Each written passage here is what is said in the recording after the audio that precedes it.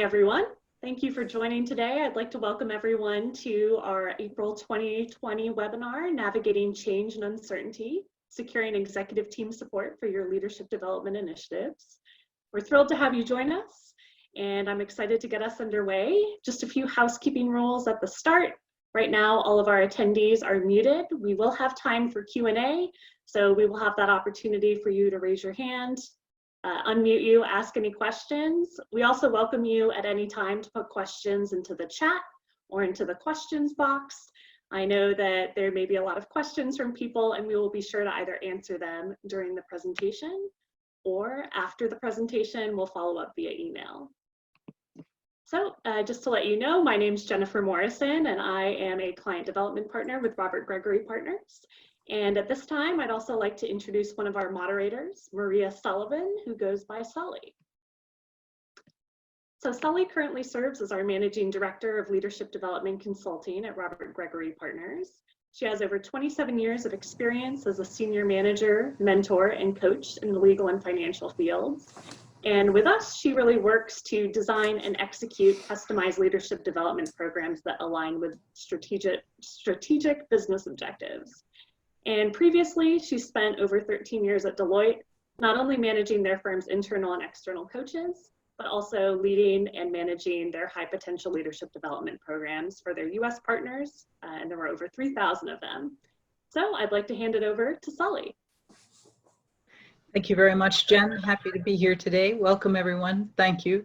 And Jen, when this COVID adventure is past, I'm going to have to get you a new headshot. I think if you squint in the background, you can see the covered wagon. So it's time to get a new one. I'm really happy to be here today. I'm excited to get to speak with you all on the eve of this great COVID adventure. It's going to be interesting to see how this plays out. I'd like to take just a moment to walk through the agenda that we're going to cover today. We have two really terrific guests here with us, top-notch partners for us and clients that are doing some best practice work in this development space. So we're delighted to have them here with us today. We'll spend quite a bit of time talking through how do you deal with the uncertainty with respect to funding, securing funding, sponsorship, and participation in your programs. What used to be true and what we know to be true now, and how can we be more effective in that space. And then we're going to spend quite a bit of time in Q&A, right? How is what you're doing working? What would you want to see more of? And to try and have you share resources with one another. So we're gonna get a chance to crowdsource some ideas as well. So looking forward to that. And the final piece that we found was really helpful in this space is to think about how to establish yourself and your department as a center of competence, a place where people can come to get the answers that they need in order to build both your reputation and the credibility of your department as they make the offerings to the populations that you're serving. So looking forward to hearing from you today, as well as our clients here on the phone. So let me take just a moment to introduce our clients. We got Karen Meyer-Ponzi here from AbbVie. She's the Director of Executive Development at AbbVie, which is a $30 billion global biopharmaceutical company. Karen, who's based in Chicago, designs and delivers all of the high potential programs there at AbbVie for directors, VPs, and women in leadership. As well, she leads their coaching and their Hogan programs, and that whole suite of programs supports a population of approximately 30,000. You may know that AbbVie has tendered a bid for Allergan, and so very shortly we'll be double in size. As well, we have here with us today Matt Morbit. Matt is the VP of Organization and Leadership Development for MedVet. Matt is based in Chicago. MedVet is a medical and cancer center for pets. It's a very fast-growing organization. 28 locations at the moment, with a fast team, a team growing fast, 2,600 people to date, although by the time we're off the call today, it'll be 2,605, right, Matt? It's growing that fast. They serve, as I said, medical and cancer needs for pets. They served approximately 500,000 families last year for their pet medical needs. Matt has a background in OD and change management, which you can imagine is really helpful given our topic here today. His responsibility at MedVet includes all of their leadership development programming, both design and delivery, as well as training for all their populations. Now that's leadership training and management training. The technical medical training is handled by another resource. So thank you, Karen and Matt. Delighted to have you here with us today. So obviously we're going to start with the most important topic of the day, right? Which is managing talent, and particularly talent development in times of uncertainty. So we had a cartoon lined up here of the latest apps. The ones we're finding most valuable are the ones that monitor heart rate and body temperature and automatically shut down when it seems like you're about to lose your mind. I also heard this morning about an application I didn't realize existed. You can download a special plugin that makes your Outlook calendar 36 hours a day instead of 24. And I'm sure that would be helpful for everyone in these times. So when I step back and think about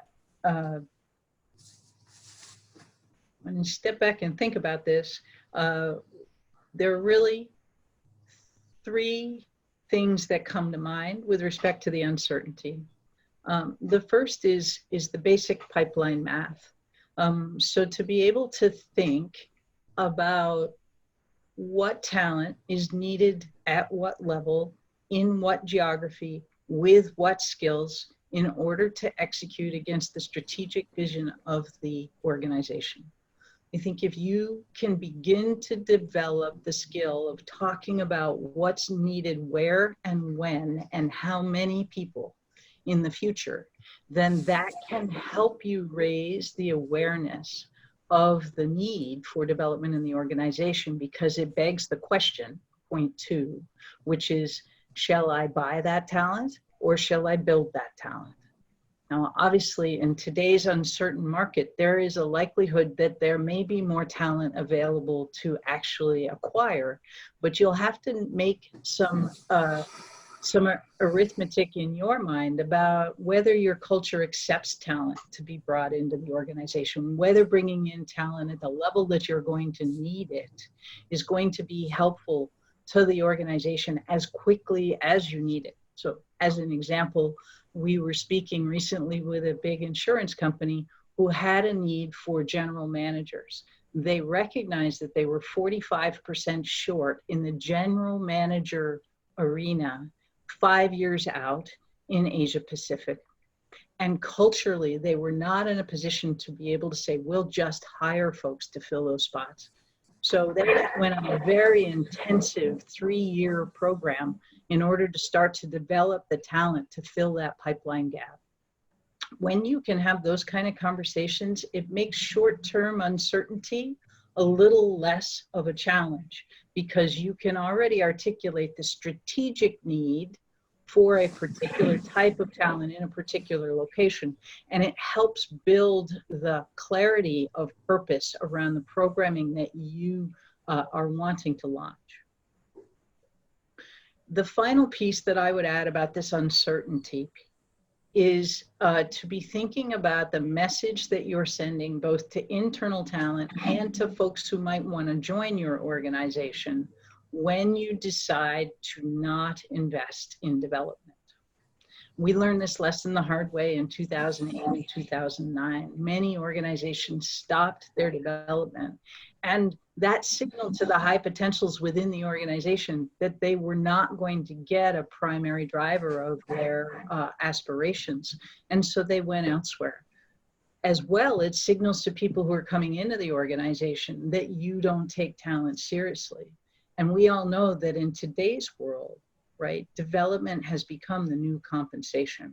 So that uncertainty piece, don't let it derail the long-term vision that you have for why you're developing your people and why your programs are leaning against those populations in the way that they are. So I believe that this is a chance for people to interact. Correct, Jen? This is intended to be a chat conversation? Yep. So not only would we like to hear shares on what you found to be successful right now, but we've also asked our guests, Karen and Matt, we've asked them the same question and prepared those answers. But if there's anything that our attendees would like to share in the chat on what they've seen be successful during times of uncertainty, we'd love to hear those now and share them. Maybe while our attendees are entering their thoughts in the chat or Q&A, can we move to Karen and Matt and their piece? Sure. Pass it over to Karen.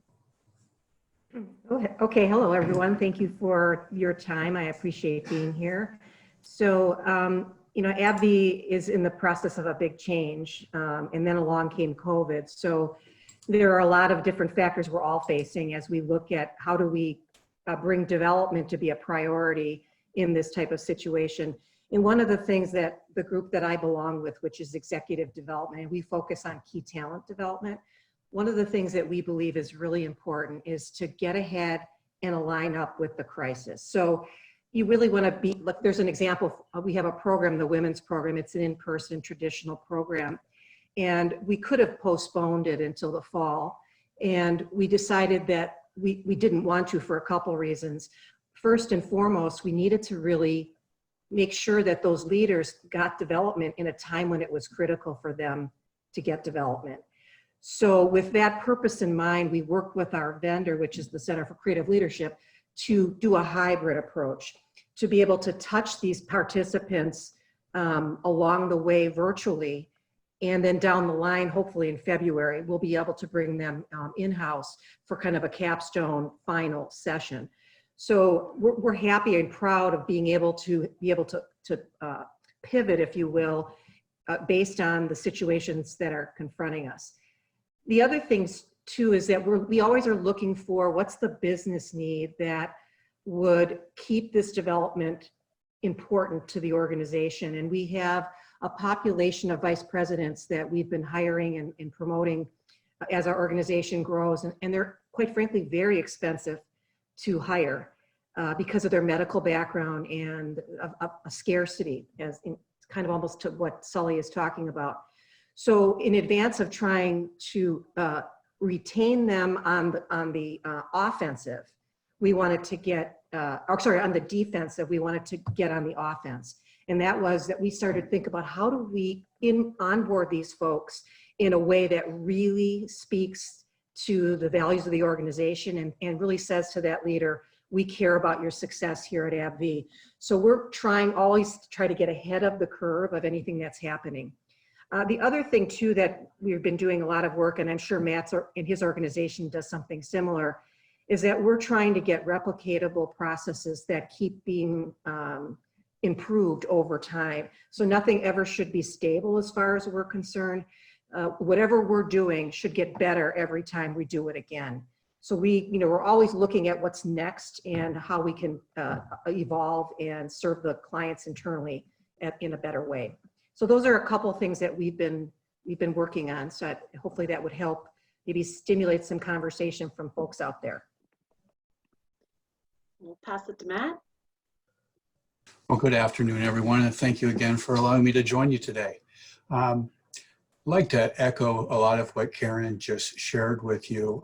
MedVet, as Sully said at the onset, is rapidly growing. And prior to my joining the team just over 2 years ago, had no formal leadership development. And our organization has grown quite a bit over the last few years and will continue to do that. And with that came specialists in their field being promoted to leaders of people.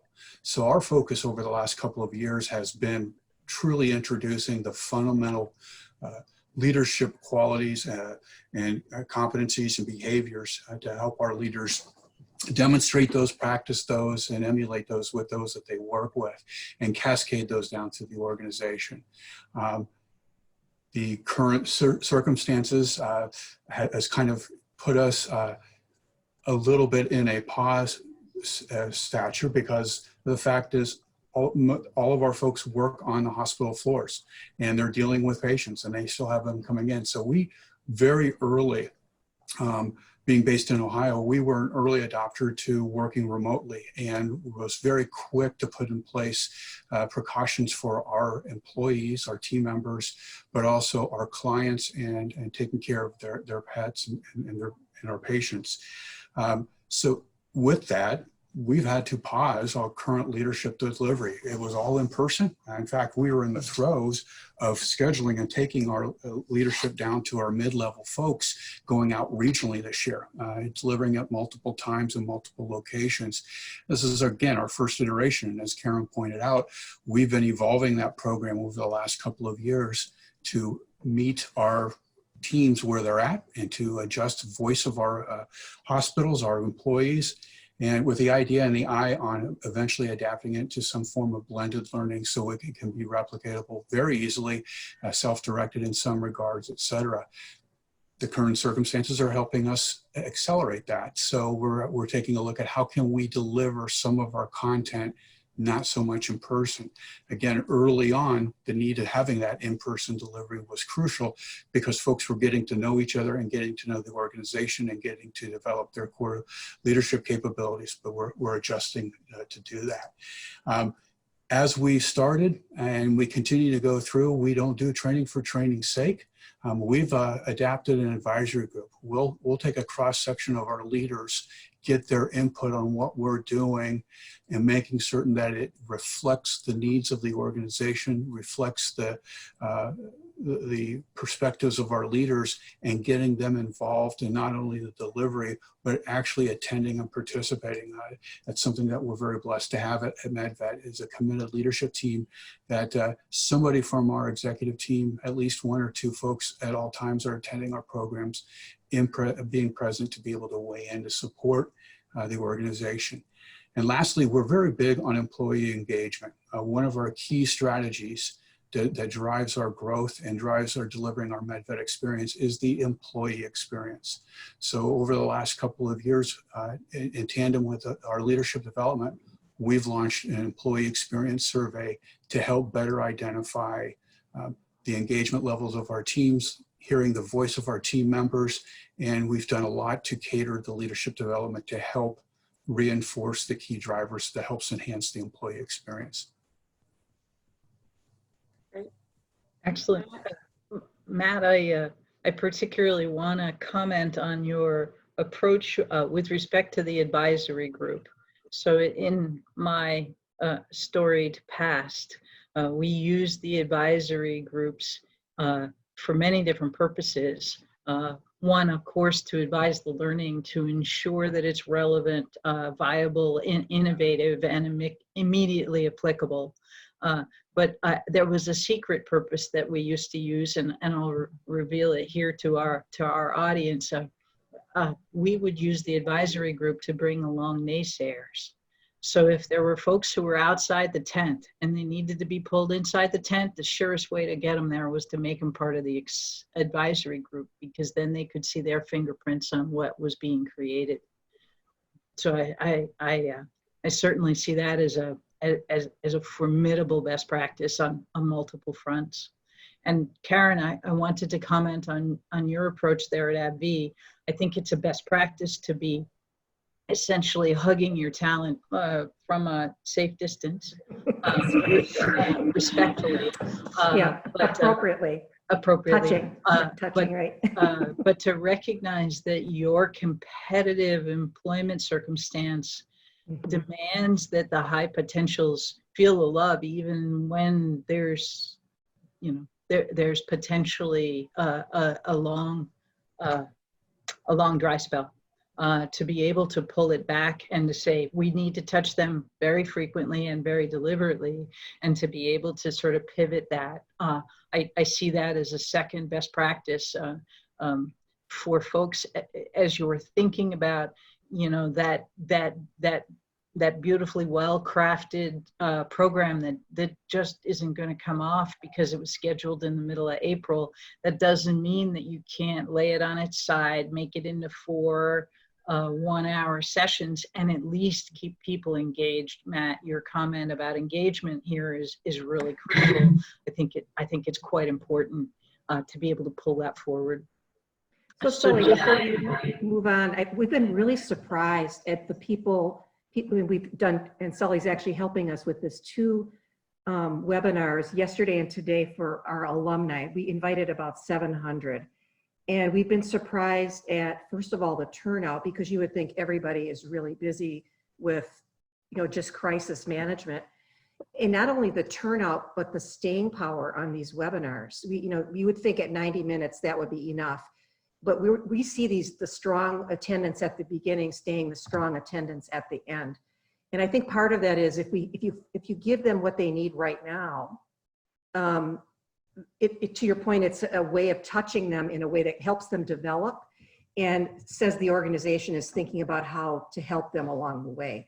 So we've been really surprised at the numbers. I thought for sure that we would have short or small amounts, but they've been really rather large. Yeah, I think the ability to recognize their needs and to reach out to them.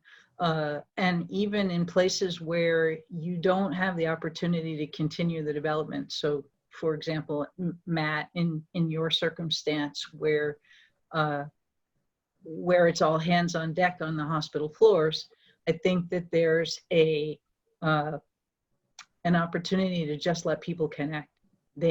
We're finding that at least in our client base, that people really want to connect and to be able to speak. So Jennifer, I know that we've got some responses here in the chat. I'm wondering if we could experiment with letting people speak or type into the chat. I'm seeing from Sharon R. Currently, we're creating and running a lot of interactive sessions on resilience and leading through turbulent times. Sharon, are you having good attendance in those sessions, and are you finding good response from people? They're finding those valuable, I'm sure. And let me, I'm going to allow Sharon to talk if she'd like to. Sharon, are you there? I am. Can you hear me? Yep. Okay, great. So yes, hi, this is Sharon Rose Holmes. I work for FMC in Philadelphia, another global company with locations all around the world, similar to some of the other speakers. And we too are trying to figure it all out, but I created something called the Discover Learning Series, just sort of a play on words, where originally we would invite people from all over our business units and just to speak on a variety of topics, just to have people feel connected and collaborating. But with the advent of COVID-19, we decided to really direct the focus of these sessions towards things that were really on people's minds. Mm-hmm. How do I really lead? How do I get resilience? What is this? And so we have had amazing attendance, and typically a Discover Learning Series, we would run them once a month. We'd run 2 sessions, a morning and a night, once a month. And we might have, out of 6,500 employees, we might have, a couple of hundred on. We've had 400, 500, 600 people joining And it's very interactive. So they've got a, we currently at my company use Skype for Business. So we use all the tools, polls, etc.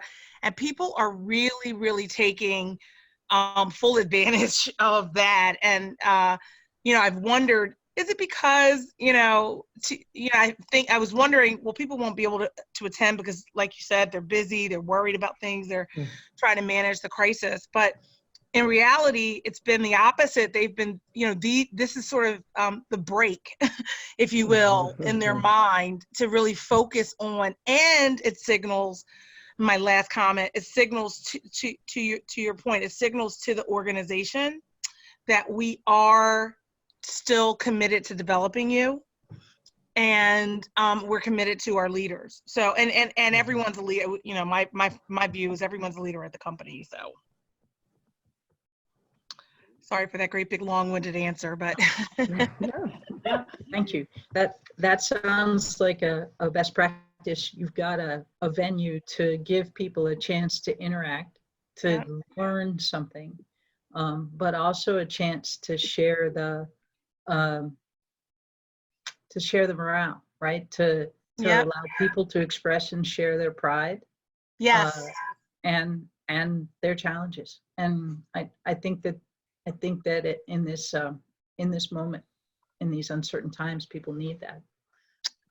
Carly M., I'm seeing that you have taken the talent development programs from a live session over the course of 3 days to a series of virtual take-home assignments to complete with their teams. That certainly makes good sense, particularly the take it home to your team piece. I think that's a best practice. We often will do a takeaway teach.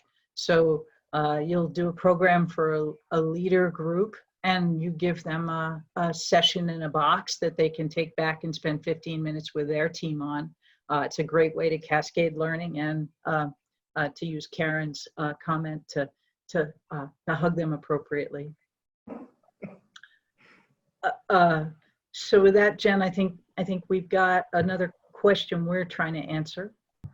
So I know we wanted to talk a lot about securing and keeping sponsorship, funding, and executive participation in development, not only in times of crisis and uncertainty, but also now. So I think we'll hand it over to Matt for his perspective on that. Yeah, Matt, I'm curious, how are you thinking about maintaining sponsorship funding and executive participation in today's world? I think it will be more of the same. We started our journey on leadership development as a strategic initiative of the organization. It's something that MedVet is very committed to doing. Again, one of our core strategic initiatives is enhancing the employee experience. And as Sharon just commented, everybody at MedVet is considered a leader. And it's been a key aspect to what we've been doing over the last couple of years. And I think things will only continue to be amplified to help develop our leaders. And it will be a strategic initiative where we're focusing. The last 2 years, it's been on our senior leaders.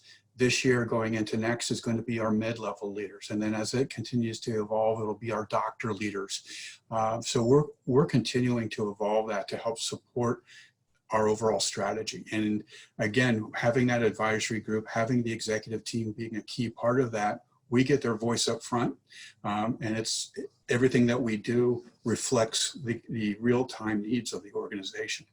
And we adapt everything we do to accommodate that.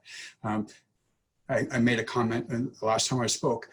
Each time we've delivered our curriculum, we actively solicit the feedback on the participants because we tell our leaders that those that report to them that are leaders are going to be coming to this program eventually.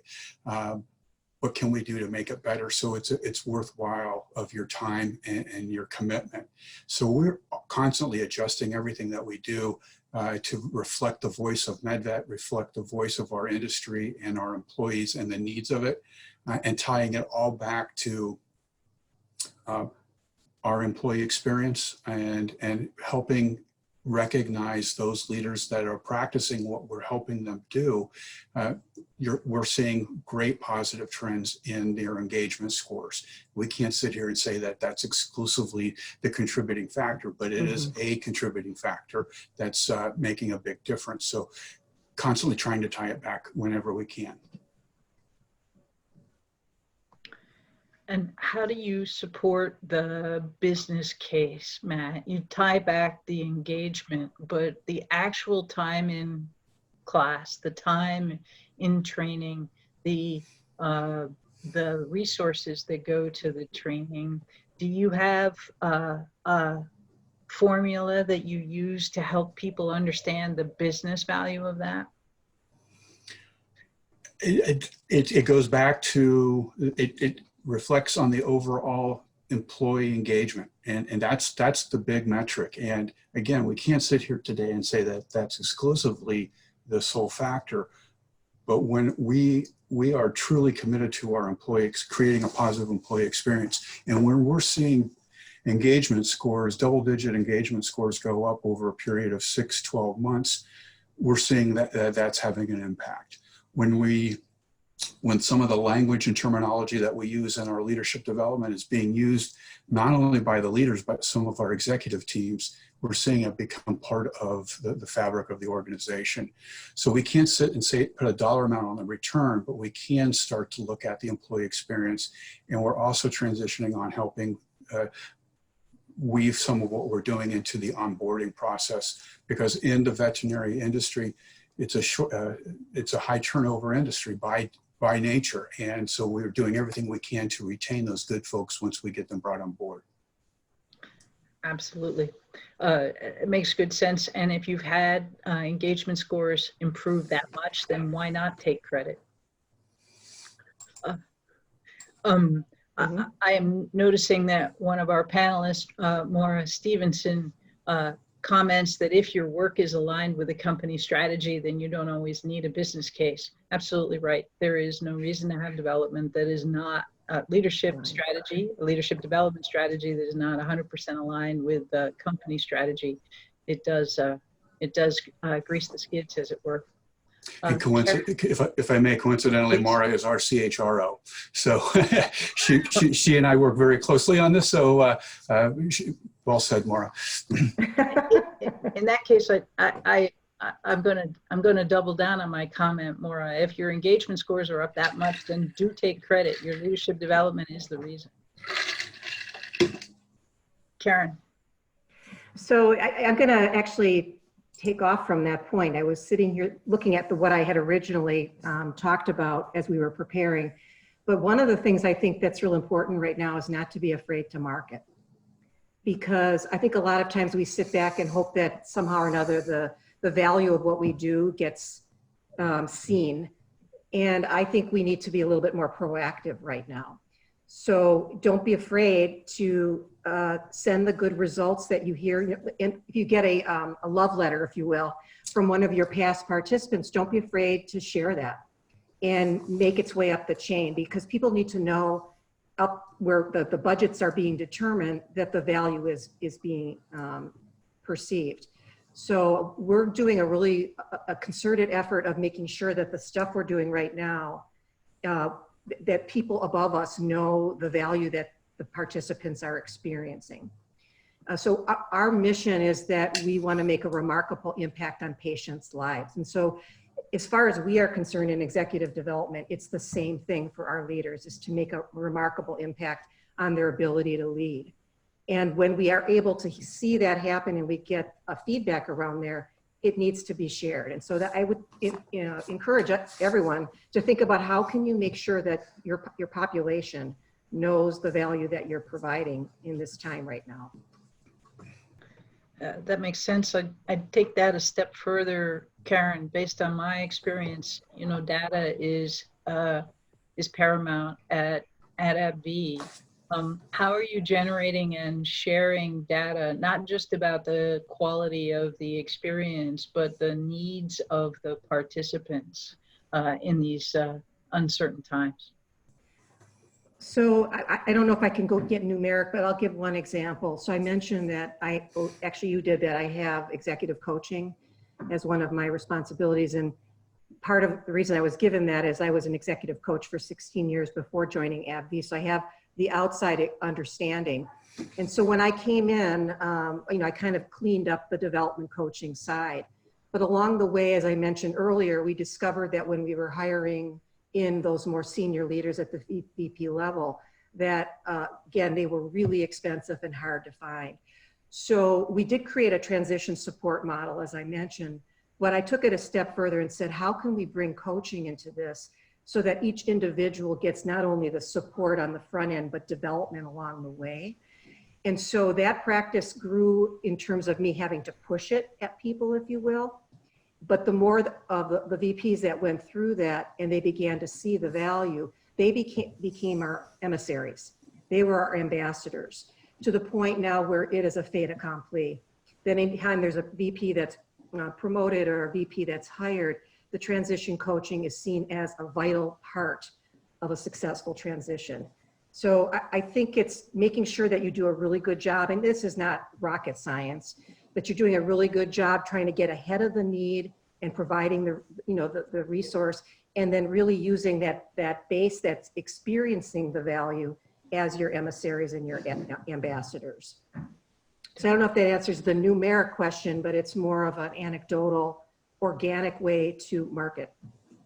Well, and certainly that ensures continued executive participation, right? Mm-hmm. If you create a pay it forward mentality in that population as they come through your programs, then you are ensuring continued participation and possible sponsorship. This begins to sort of dovetail with that idea of the advisory group pulling people into the tent, right? If you've been through the experience, then maybe you're more likely to support it. So I'd like for us to open this back up to the group. You're all doing things that are working to ensure sponsorship, funding, and executive participation. Would love to hear about some of them. So if you would, please chat, and we'll do a mic or read out your thoughts, because I think that there's a lot of really great knowledge here on the call. Want to make sure that we're sharing all the best practices. We're all wanting to learn from you guys. So what are you doing that's working in terms of securing funding, sponsorship, executive participation, or launching or redoing programs in order to be able to have them be effective in today's world?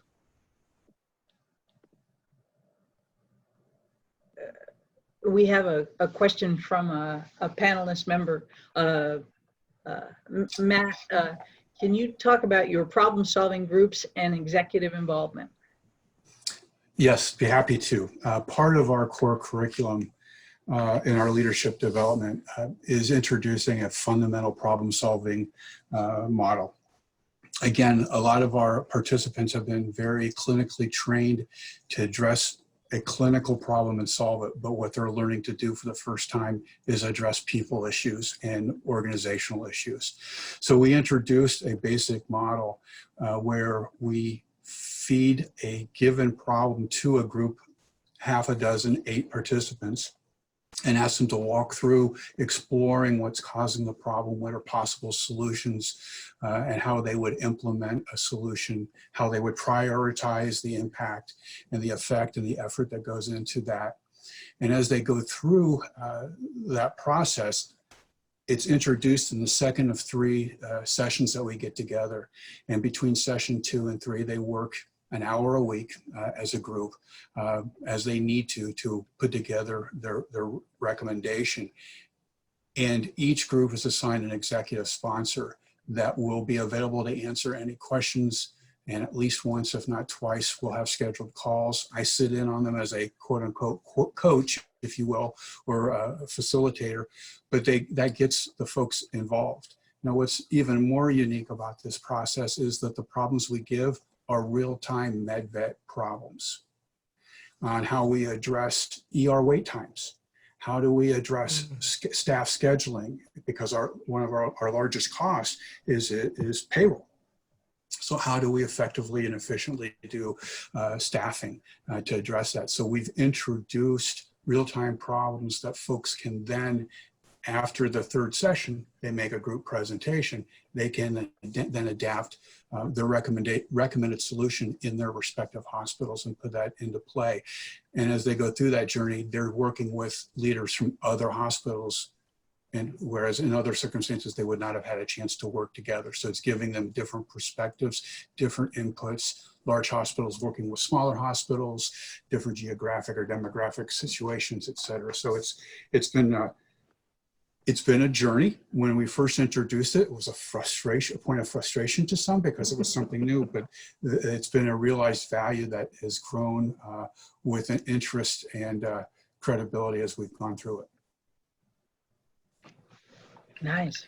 Action learning that benefits. Well, we call our program Leadership in Action. And go. the action with an exclamation point is an acronym for the different behaviors. But one of the core things that we helped our organization get overcome is the perspective that leadership development is a CE or a conference hour-long workshop. And we help them realize that adults learn differently, and in order to change those habits and instill it, we need to do things over time. And that's what the problem solving or the leadership in action does, is it helps them go back and practice and put into play what they need to apply, and then come back and reflect on it with their peers and talk about it. So Absolutely. Absolutely. That sounds like a challenge to get started, but once you get rolling, you got good credibility because of the applicability of the result set. Yeah. it has been a challenge, but it's been a fun, rewarding challenge. It's paid off in more ways than one can imagine. Nice. Carly M sounds like she's running a similar approach. We put them together with an idea that will generate revenue or reduce costs, and then they present their projects to the executive leadership team, and the best projects, or rather the most successful, are put into action. Carly, how does that help with executive sponsorship or participation in your programs? How does that approach help? And I'm just going to unmute Carly in case she'd like to chime in. There we go. Great.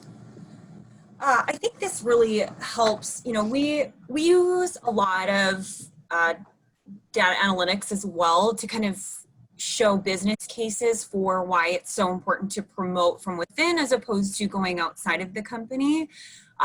What this program does, or what each of our programs do, is specifically the ones that have this kind of end project involved, it really shows, because a lot of our projects are from, it's mid-level moving into a senior leadership position, and then it's senior leadership moving into more of like a regional or VP or executive position, which obviously comes a lot with being able to present in front of other people, kind of having that strategic long-term thinking. So one, it gives the executive leadership panel an opportunity to kind of see our folks and see what they're capable of, but also really drives yes, that buy-in for, you know, what are our people doing? We know that people in the field are really kind of putting together these amazing things that turn into company-wide opportunities. So it's kind of twofold. It sort of supports some potential revenue growth, ways for reducing costs, then also, again, exposure to people who will potentially be sitting next to them one day. Thank you, Carly. Forgive me, I didn't hear what company you're with. Oh, I'm sorry. I am with Levy. So we are high-end concessionaires. We do a lot of food and beverage for sports and entertainment locations. So unfortunately, obviously, as stadiums and concerts and convention centers are not operating right now, other than to kind of be turned into hospitals or information centers. As you can imagine, we have almost all but halted. So we are definitely looking for ways to make sure we're still developing our people, still getting training in their hands and kind of meeting their needs during this time. And my role is Director of Training and Talent Development.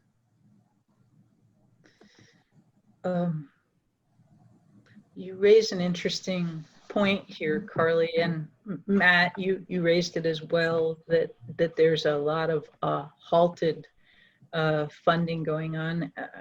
Jen, is there a feature that folks can use to raise their hand just to let us know what portion are experiencing a full halt? So if you raise your hand, we can count how many of those are approximately. A good percent, I would say, maybe the 20 to 30 range. Okay, thank you. I was just curious, one of the outcomes of 2008, 2009 in the leadership development space, in my mind, was companies that stopped development had a hard time hiring coming out of that recession. And so I was curious how long the view was among the group. So I think we have one more piece here, Jen, about building credibility for yourself and for your department in this.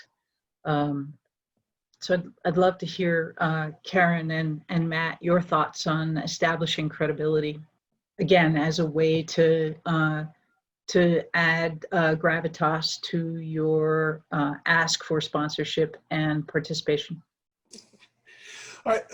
Ours started, again, top down. Ours is a fairly flat organization, so all content, all approach, all modules, all method of delivery is reviewed by our senior leadership team, giving them a perspective and having them sit in.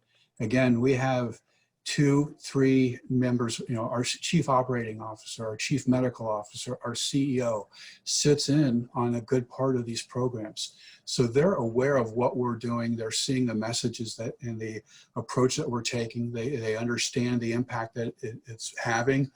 It's giving them great exposure to their leaders in a way that they normally would not.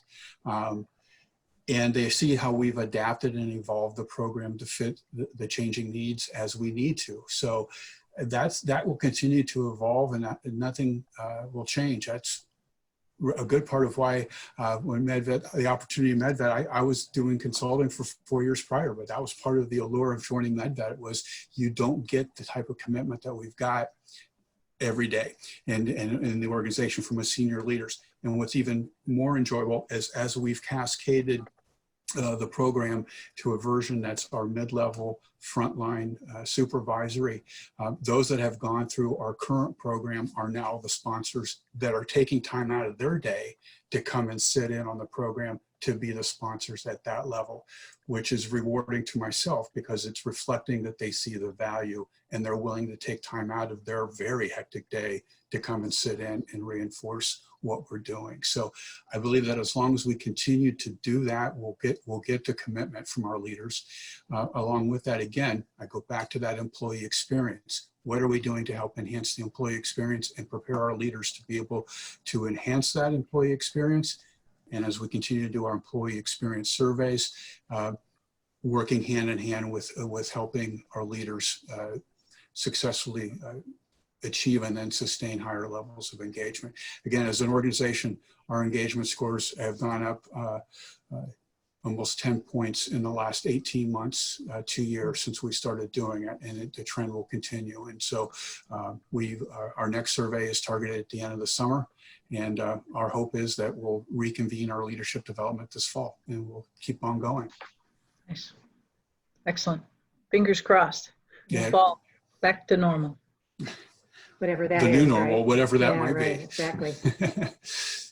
So what I would add to what Matt is saying is we're also continually looking for what is best practice. So in leadership development, in coaching, in trying to make sure that the processes that we have around what we're doing are clean and efficient, but we're always iterating, like I said earlier, about making things better and involving our leaders to what Matt said too. They're active in our programs. We're, being a large company, we're very excited that we actually have the CEO and the CFO take time to come and present in these programs. And part of that is also letting them know what we're doing and why we're doing it. We're linking our content to the strategy all the time about what are the key skills that leaders will need in order to make sure that the strategy can be implemented. So the content is always trying to be linked to that strategy.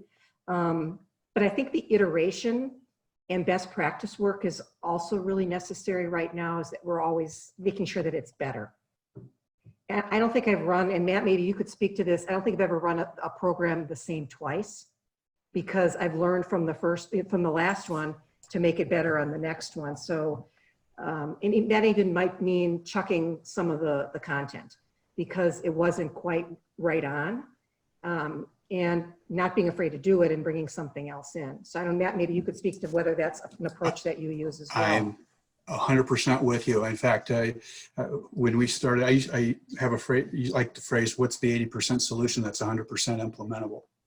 And when we first started our first program, that 80% was even lower. And as we've continued to evolve, the number now is higher, but it's constantly changing. And we had to, I would get nervous if we get complacent and continue to deliver the same program over and over. Great. Anything else to add, Sully, Karen, or Matt, on as far as credibility? I would just use credibility in the same way that I use advisory groups. Particularly in organizations where some decision making is decentralized. It helps to create a center of credibility, a center of competence that people can draw on and that can provide resources about best practices and about criteria for making decisions so that you can become a sought out source, which improves the gravitas of your group and yourself as you're starting to make some of these asks. So come up with 3 things to consider when you're selecting executive coach. What are the best practices that could be in place in order to be more resilient as a leader, right? And propagate those as resources for people. We do that naturally because that's our bent in talent development. But to become the source of that, the curator of that, can help build credibility, which can lead to better sponsorship. Thank you, Jen.